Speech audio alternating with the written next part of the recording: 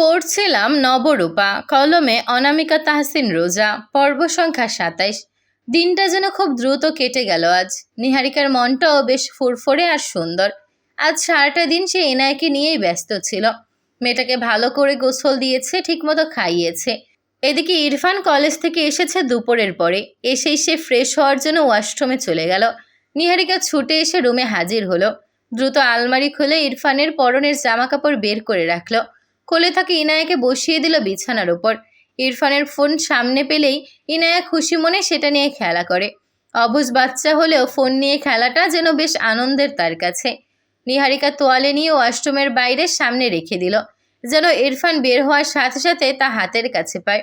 এরপর ইনায়ার হাতে ইরফানের ফোন দেখে হেসে উঠল। মেয়েটা মাঝে মাঝে ফোন মুখেও নিয়ে নিচ্ছে। কি একটা অবস্থা! ফোন, মানিব্যাগ সব একসাথে বিছানায় রেখে গিয়েছে লোকটা। নিহারিকা এবারে দ্রুত ইনায়ের হাত থেকে ফোনটা নিয়ে নিল। ওহো, এটা খাওয়ার জিনিস না বলেই ফোনটা হাতে নিতে স্ক্রিন অন হয়ে গেল, আর ওয়ালপেপারে চোখ পড়তেই নিহারিকার মুখের হাসি নিভে গেল।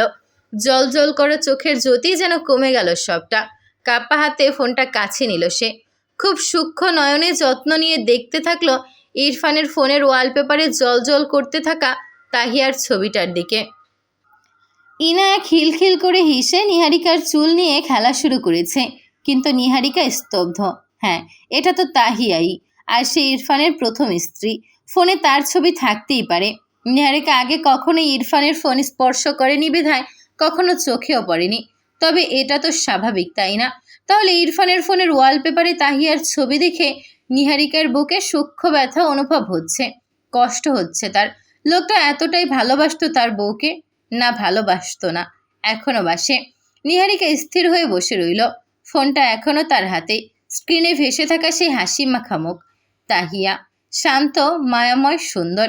এমন এক মুখ যাকে দেখলে সহজেই ভালোবেসে ফেলা যায়। মেয়েটা আসলেই বেশ সুন্দর, ফর্সা। অনেকদিন পর নিহারিকার মনে পড়ল তার নিজের গায়ের রং চাপা। এতদিন কেউ তাকে এই কথা মনে করিয়ে না দিলেও আজ এটা দেখে তার মনে পড়ল সে সমাজের কাছে সুন্দর নয়। নিহারিকার বুকের ভেতরটা হালকা করে টনটন করে উঠল। মনে মনে স্বপ্ন দেখল ইরফানের ফোনে এভাবে তার ছবি থাকতে পারে। না, হয়তো না। তাহিয়া তো ইরফানের কাছে সারা জীবন জীবিত থাকবে। সে চোখ নামিয়ে নিল এক মুহূর্তের জন্য, আবার তাকালো। হ্যাঁ, এটাই স্বাভাবিক, খুবই স্বাভাবিক। তাহিয়া তো ইরফানের স্ত্রী ছিল। শুধু স্ত্রী না, প্রথম স্ত্রী, তার সন্তানের মা। ভালোবাসা থাকবেই, থাকা উচিত। নিজেকে বোঝাতে চেষ্টা করল নিহারিকা। এতে অবাক হওয়ার কি আছে? এটা তো স্বাভাবিক। তুমি কে? তুমি তো তার জীবনে পরে এসেছ। কিন্তু এই যুক্তিগুলো যেন তার মনকে পুরোপুরি শান্ত করতে পারল না। অদ্ভুত একটা অনুভূতি ধীরে ধীরে গলা বেয়ে বুকের ভেতর নেমে আসতে লাগলো। খুব সূক্ষ্ম, খুব নীরব একটা ব্যথা। সে ভাবতে লাগলো, ইরফান কি এখনো তাহিয়াকেই ভালোবাসে? এই বিয়েটা তাহলে কি শুধু দায়িত্ব, শুধুই প্রয়োজন? তার ঠোঁট শুকিয়ে গেল। সে নিজের অজান্তেই ফিসফিস করে বলল, তাহলে আমি কোথায় দাঁড়িয়ে আছি? ইনায়া তখনও খিলখিল করে হাসছে। তার ছোট্ট হাত দিয়ে নিহারিকার চুল টানছে, খেলছে। নিহারিকা তাকালো তার দিকে। এই বাচ্চাটা, এই মেয়েটার জন্যই তো সে সব কিছু করছে। তার বুকটা হালকা মোচড় দিয়ে উঠল। সে আবার ফোনটার দিকে তাকালো, তাহিয়ার ছবিটার দিকে। মনে হলো এই মেয়েটা হয়তো সত্যিই ভালো ছিল, খুব ভালো। তাই তো ইরফান এখনও তাকে সরাতে পারেনি নিজের কাছ থেকে। নিহারিকা নিজের ঠোঁট কামড়ে ধরল। তার ভেতরে তখন দুইটা অনুভূতি লড়াই করছে। একটা বলছে এটা স্বাভাবিক, তোমার কোনো অধিকার নেই কষ্ট পাওয়ার। আরেকটা খুব নরম, খুব কষ্ট ভরা স্বরে বলছে, কিন্তু সে তো এখন তোমার স্বামী। একবারও কি তোমার জন্য তার মনে জায়গা হয়নি? চোখ হালকা ভিজে উঠল মেয়েটার। সে দ্রুত চোখ মুছে ফেলল, যেন নিজেকেই ধরা না পড়ে। হিংসে করা উচিত না, একদমই উচিত না, নিজেকে বোঝালো সে। কিন্তু মানুষ তো শুধু যুক্তিতে চলে না। নিহারিকা অনুভব করলো সে কষ্ট পাচ্ছে। খুব বেশি না, খুব স্পষ্টও না, কিন্তু ঠিক এমনভাবে যেন বুকের ভেতর কোথাও ছোট্ট একটা কাঁটা বিঁধে আছে। আর সবচেয়ে বেশি যেটা তাকে ভেতর থেকে নাড়িয়ে দিল, ইরফান তো একদিন বলছিল সে তাকে ভালোবাসে না। তাহলে আজও কি সেই কথাটাই সত্যি? নিহারিকা নিঃশ্বাস ফেলল ধীরে। তার মুখে একটা খুব মৃদু ভাঙা হাসি ফুটল। হয়তো আমার ভালোবাসাটাই একপাক্ষিক। ভাবনাটা মাথায় আসতেই বুকটা হালকা কেঁপে উঠল। সে আর তাকাতে পারল না ফোনের দিকে। ধীরে স্ক্রিনটা বন্ধ করে রাখলো পাশে। তারপর ইনায়াকে কোলে তুলে নিল শক্ত করে। মেয়েটার গালে মুখ ডুবিয়ে খুব আস্তে বলল, তুই থাকলেই হয়, তোর জন্যই তো এসেছি। কিন্তু নিজের বুকের ভেতরটা সে নিজেও জানে সেটা পুরোপুরি মানতে পারছে না। ফট করে দরজা খোলার শব্দে চমকে তাকালো নিহারিকা। সে ভুলেই গিয়েছিল ওয়াশরুমে ইরফান রয়েছে। গোছল সেরে এসেছে ইরফান। ইনায়া বাবাকে দেখে আরও বেশি জোরে হাসল। আধুস্বরে বলল, বাবা কোলে। নিহারিকাও তাল মিলিয়ে ইরফানের দিকে তাকিয়ে বোঝার চেষ্টা করলো ইরফান কোলে নিতে চায় কিনা। ইরফান হাত বাড়াতেই নিহারিকার সাথে সাথে ইনায়াকে তার কোলে দিল। ইরফান এবারে নিহারিকার দিকে তাকিয়ে বলল, আমার ব্যাগে একটা জিনিস রয়েছে, বের করে তো, বলে আবারও ইনায়ার সাথে খিলখিল করে হাসতে থাকলো সে। নিহারিকা মাথা নেড়ে ইরফানের ব্যাগটা খুলল। ভেতর থেকে আরেকটা ছোট্ট প্যাকেট বেরিয়ে এলো। সে কোনো কথা না বলে ওটা ইরফানের দিকে বাড়িয়ে দিতে ইরফান বলল, তোমার জন্য এনেছি। নিহারিকা আগে হলে খুশি মনে হাসত, তবে আজ এখন এই মুহূর্তে হাসি এলো না। মলিন হেসে বলল, কি এটা? মোগলাই আর লাচ্ছি, খেয়ে নাও। হঠাৎ এসব কেন? আজ কলেজে অনুষ্ঠান হচ্ছিল, সেখানে সবাই মিলে ছোট্ট করে আয়োজন করেছিল, তো আমি ভাবলাম একা কেন খাবো, তাই আমার ভাগেরটা নিয়ে এসেছি, তুমি খাও। নিহারিকা অভিমানী চোখে তাকালো। কিছু একটা ভেবে আবারও হেসে বলল, আচ্ছা ধন্যবাদ। ইরফান ভ্রু কুচকালো। মেয়েটার কথায় আজ মিষ্টতা নেই কেন? কেমন যেন তেতো কথা বলছে। হুট করে জিজ্ঞেস করা উচিত হবে না বলে কিছু বলল না ইরফান। নিহারিকা প্যাকেটটা বেডসাইড টেবিলে রেখে দিল।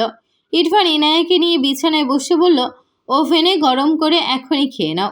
নিহারিকা কিছুক্ষণ তাকিয়ে থেকে মাথা নেড়ে সত্যি সত্যি প্যাকেটটা নিয়ে চলে গেল। ইরফান তার যাওয়ার পানে কিছুক্ষণ ভাবুক নয়নে তাকিয়ে থেকে আবারও ইনায়ের দিকে নজর দিল। ইয়াসার প্রাণ এখন মূলত জীবন মরণের মধ্যে ঝুলে রয়েছে। আজ দুপুরেই সে হোস্টেল থেকে বাসায় ফিরেছে। টেস্ট পরীক্ষা শেষ, এবার বোর্ড পরীক্ষার প্রস্তুতি নেওয়ার পালা। সেটা নিয়ে দারুণ পরিশ্রম করছে মেয়েটা। মেয়েটা এতটাই ব্যস্ত যে নিচে গিয়ে খাবার খাওয়ার সময় পাচ্ছে না। ঘড়ির কাঁটা রাত 8টায় গিয়ে ঠেকেছে।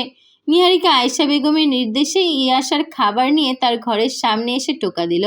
ইয়াসা, আসবো। কোমর বেঁধে পড়তে থাকা ইয়াসা গলা উঁচিয়ে বলল, এসো ভাবি।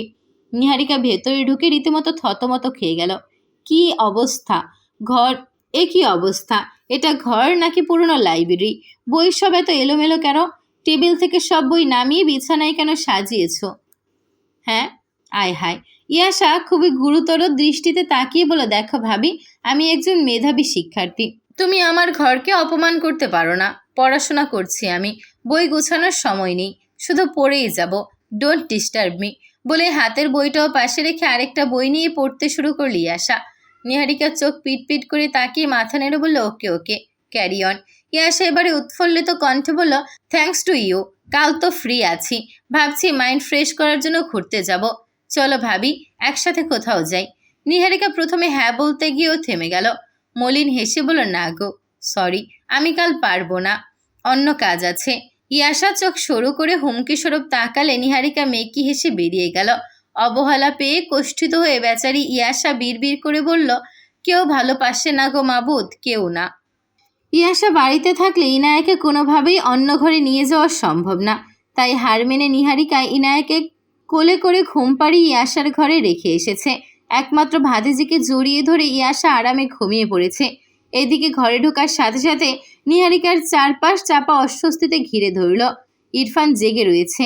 ঘরের আলো নেই, তবে ল্যাম্প জ্বালানো, আর ইরফান বিছানার শোয়ার জায়গাতেই হেলান দিয়ে ল্যাপটপে কাজ করছে। নিহারিকা কোনো কিছু না বলে গুটি গুটি পায়ে আলমারির কাছে চলে গেল। সেখানে কিছু একটা কাজ করে সে আলগোছে খুব সাবধানে ইরফানের দিকে পিঠ করে শুয়ে পড়ল নিজের জায়গায়। প্রতিদিনের তুলনায় আজ একটু বেশি দূরত্ব নিয়ে শুয়েছে নিহারিকা। ইরফান এবারে তটস্থ হলো। উল্টো দিকে মুখ করে শোয়া নিহারিকাকে ডাকল, কি হয়েছে তোমার? নিহারিকা চোখ বুঝেছিল কেবল। ইরফানের কণ্ঠে ঝট করে চোখের পাতা খুলে মলিন স্বরে বলল, কিছু না তো। অনেক কিছুই মনে হচ্ছে। মন খারাপ? না তো, কিছুই না। ইরফান কিছুক্ষণ ভ্রুকুচকে তাকিয়ে রইল। ফট করে ভেবে বলল, আমাকে ইগনোর করছো?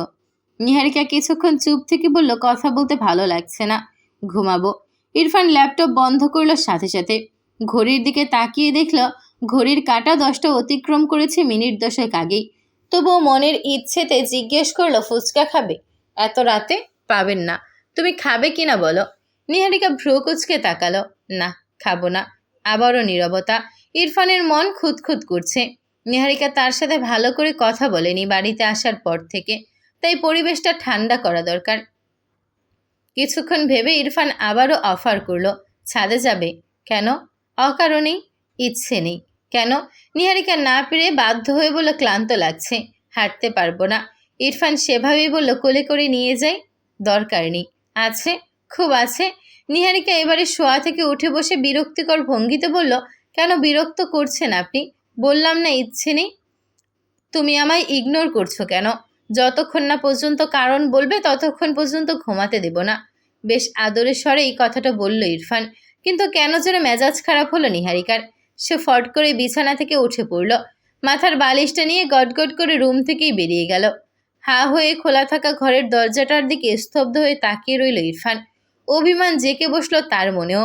মনটা আর চাইল না অভিমানী বউটার পিছু নিয়ে ফিরিয়ে আনতে। রাগ করে ইরফানও শুয়ে পড়ল ফাঁকা বিছানায়। মনে মনে সিদ্ধান্ত নিল আর বিরক্ত করবে না নিহারিকাকে। এদিকে নিহারিকা বসার ঘরে গিয়ে সোফায় বালিশ ছুঁড়ে দিয়ে সেখানেই শুয়ে পড়ল। চোখের কোণ থেকে আপনা আপনি পানি গড়িয়ে পড়ল অযত্নে। বিকেলে নেওয়া সিদ্ধান্তটা একদম পাকাপোক্ত করে চোখ বুজে ফেলল সে।